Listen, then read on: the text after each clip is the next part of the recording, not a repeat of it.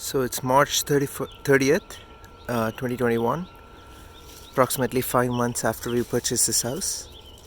And this is the status of the garden. So there are 3 raised beds here where we've planted early spring crops like radish, carrots, lettuce, coriander, spinach. And they are all growing in these raised beds. I was initially planting in the square foot method, but now I have kind of switched to this core gardening method that I'm trying, and dense planting method, where the lettuce is all spaced very, very, very close together, and we'll see how it goes. I also planted only 5 rows because as time goes by, I want to plant beans and stuff in the spaces in between. Let's see how much this bed can accommodate. So these are the 3 raised beds. Regarding how I filled the raised beds, I pretty much took 3 different approaches. As you can see, this raised bed is not that tall or not that high up off the ground. And here I just filled it with compost, and I buried some food scraps. You can even see some of it has come up. And this second bed, I kind of tried to use the core gardening method, where we buried like a column of leaves in the middle of the bed. And the idea is that as you water it, the leaves will soak up the water like a sponge, and as the surrounding areas dry out, the water will be wicked away from this sponge back in the surrounding areas, and this would minimize the amount of water we need to provide this bed. This bed, which is pretty much the deepest bed that we have, was pretty much built on a hugelkultur concept, where we broke up a lot of branches and other twigs and sticks from around the property, and we filled up the base of this pretty much a good 6 or 7 or maybe even 8 inches of these logs pretty much, and we've added a good thick layer of leaves, shredded leaves. It's important to add shredded leaves because if you add unshredded leaves, it can form a mat, and the water will not penetrate through or drain away.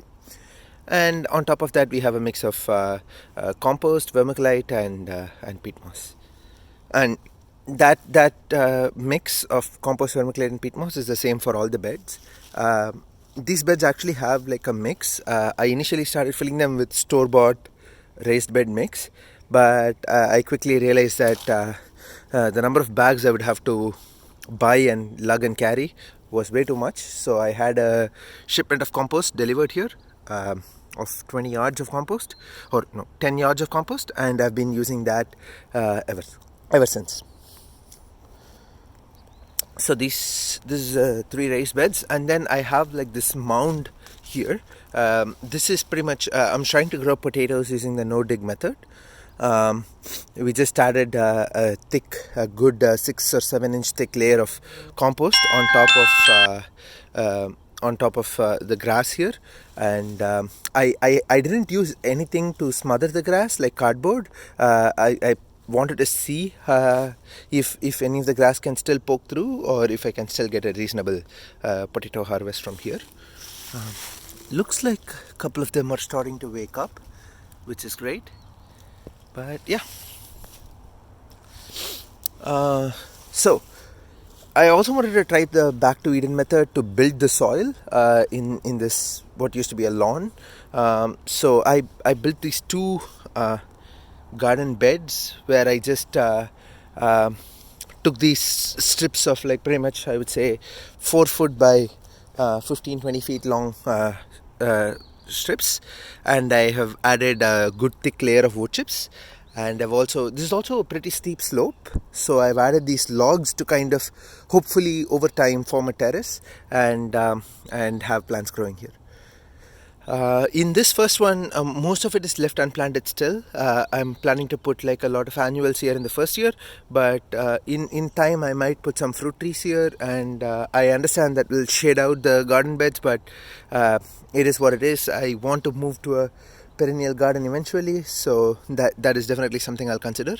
Um, and on this end of this first bed, I have planted like asparagus, which is a very long-lasting perennial. It lasts for decades, and I really wanted to get it in early. On this bed, along this row here, I've planted a mix of onion sets that I purchased last fall. I've since realized that onion sets is probably not the best way to go, and I've also been growing started onions from seeds, which is indoors, which I'll transplant soon. But these are onion sets that I got last fall, so I just planted them, and I also managed to get some Egyptian walking onion bulbs from the internet, and I've also tried to propagate them here. And I think some of these Egyptian onions are already waking up, which is great to see. All right. On this end of this bed, I have planted 2 blackberry bushes, and the idea is that they do get some amount of dapple shade from because of this magnolia tree, but for the most part in the early mornings and in the late evenings you should get enough sun to thrive here. Same is the case with this area. I've planted like blueberry bushes. I wanted to plant blueberry bushes kind of far away from the beds because that way I can maintain the soil to be quite acidic, and this flowering hydrangea bush right next to it, which also likes the acidic soil, so that should all work out. Right, that's the status here. Going further down this hill, one of the permaculture concepts I learned recently was swales, and how swales really help trap water and prevent erosion of the landscape. And so I built a swale here. I dug a trench. It was just me and a shovel and 3 hours of work. And basically, the idea is that you find a contour line you dig a trench that follows a contour line. That way, all the water that falls from the uphill side onto the swale will get trapped in the swale and will sink down into the ground instead of just flowing off the property. And I didn't exactly make it all the way in a contour line, and the reason is that it is following a contour line pretty much till here, but after that I took it up a bit because I didn't want all the water that's flowing to go outside of my property. I still wanted to catch that. Some of it is also being caught by those 2 rose bushes that we have planted over there. So the berm is the fertile part of the swale, where we basically take the earth that is dug out from here, soil, and dump it onto the berm. I've amended that soil with compost, added some wood chips as mulch, and I planted strawberries in here. So I have like I want to say 6 varieties of strawberries here. So I have a mix of both June-bearing and ever-bearing strawberries here. So this is a Sequoia strawberry. I have some Eversweet, and let's see. This one is the All-Star. Let me come around to that side. Right. All-Star, Quinault, Chandler, and the last one is Ozark Beauty. So that's the varieties of strawberries I have. 6 varieties, 10 plants each. So I'm hoping strawberries will really take over this entire berm, and will keep providing strawberries for me in succession. I, of course, don't expect anything in the first year, but hopefully they establish well themselves, and from the second year onwards, I should expect a good strawberry production. There are a couple of more rose bushes along the fence over there, and I also planted a raspberry plant. This is a fall gold raspberry, and I've also planted a hazelnut tree. Well, hazelnut tree is not necessarily a tree. My guess is it's probably going to go to this tree's height. I'm still not quite sure what this tree is. I might leave it here, but it's taking quite a bit of a premium sun spot, and I do want to get some fruit trees on my property, so I might consider removing them and replacing them with cherry trees. So Further downhill, this is area that I expect to have quite a bit of shade as the season progresses, because this is pretty much south, and we have quite a bit of trees on the southern side of this property, which means that once the trees fill up with foliage, it's going to be fully shaded out in this area. But that's okay, because we've just planted wildflower. We just scattered wildflower seeds here in this kind of small bed of compost that we've added down, and we didn't go too super thick on the compost, because the idea is that grass will eventually poke through, but as long as the flowers can start and come up before the grass comes through, the grass will not like shade out the flowers, and the flowers will be able to access light and nutrients as well. We also have plans for doing a similar wildflower bed right here. And my wife really loves flowers, so we have planted quite a bit of flowering bushes and bulbs here. We have daffodils and hyacinths, and we also have some lilies planted here, and we have some peony.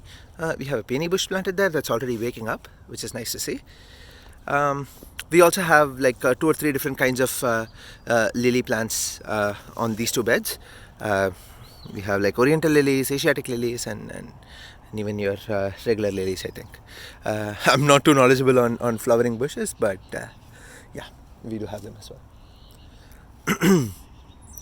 So further downhill in this spot, which is pretty much at the bottom of the valley, which I expect to be very well shaded and pretty much be moist throughout the season, I've put a bed of around like 6 or 7 inches of wood chips, and I have inoculated that with King Strophoria mushrooms.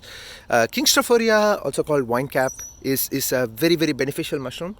It breaks down the wood chips over time. It forms a very robust mycelium layer, and it also provides food, which is great. And it's a easy way to grow food on the property, where it's hard to grow any other vegetables since it's so shaded. You do see some early morning light creep in, but as you can clearly see, once the trees fill up with foliage, the sun is not going to be able to come through anymore. So and I've also inoculated some King Strophoria mushrooms into those 2 garden beds that I've made uphill, and the idea is that over time they will also help break down the wood chips, and in 2 or 3 years the 6 or 7 inches of wood chips will pretty much be 3 inches of wood chips and 4 or 5 inches of good soil for me to plant, which makes planting much easier, because right now I have to dig down to like 7 or 8 inches to access the earth to plant into the earth.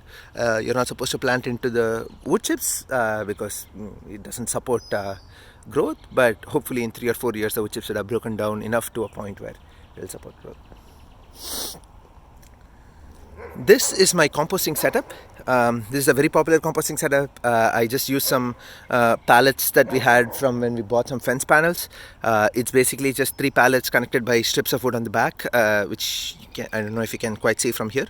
It's just recycled materials that I had lying around the property. It's approximately 3 foot by 3 foot by 3 foot, which if all goes well, if I manage to make that much compost, should be 1 yard of compost, which would be more than enough for all the compost needs in my